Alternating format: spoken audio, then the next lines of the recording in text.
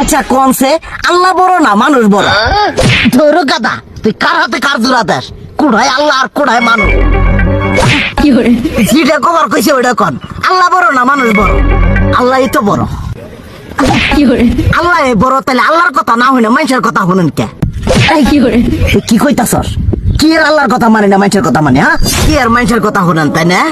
আমনে যে ওই দিনকে ডায়াবেটিসের রোগ নিয়ে যে হাসপাতালে গেলেন, ডাক্তার আপনার কত কিছু খাবার না করলো, সব কিছু না খাই এখন চলতেছেন।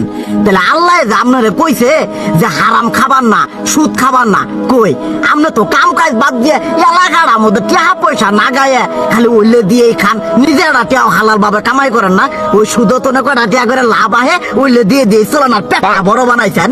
শুনেন একটা কথা কই, হারামের কোনোদিন আরাম নাই। হালাল পথে রুজি রোজগার করেন, প্রয়োজনে এড়া বেলা কম খায়েন, তাও শরীর পিণ্ডও ভালো থাকবো, কোনো রোগ বেদও হবো না, আরামও পাবেন, আল্লাহও খুশি থাকবো। তুই আমার এইভাবে বুঝাবি আগে কইলি না কে? আসলে এই বিষয়টা তো আমি কখনো মাথায় এইভাবে নিইনি যে আমাদের কখনো ডাক্তার নিষেধ করলে ঠিকই আমরা নিষেধ মানি, কিন্তু উপর আল্লাহ যে কত কিছু নিষেধ করে দিয়ে সেটা মানি না। আর এই যে হারাম পথে টিয়া পয়সা কামাই করতেছেন, শরীরের মধ্যে দুনিয়া রোগ ব্যাত হয়েছে, দেখা যাইতেছে যা টিয়া হারাম পথে কামাই করতেছেন তার তো বেশি টিয়া মনে করেন জ্বলে যাইতেছে গা বেশি। আজকের পর থেকে আমি আর এই হারাম সুদ খামো না, আমি হালাল পথে চলবো, হালাল টাকা পয়সা ইনকাম করবো। এতে করে যদি একবেলা কমও খাইতে হয় তবুও খামো, তবু আমি আর এই হারাম পথে চলবো না। আচ্ছা ঠিক আছে।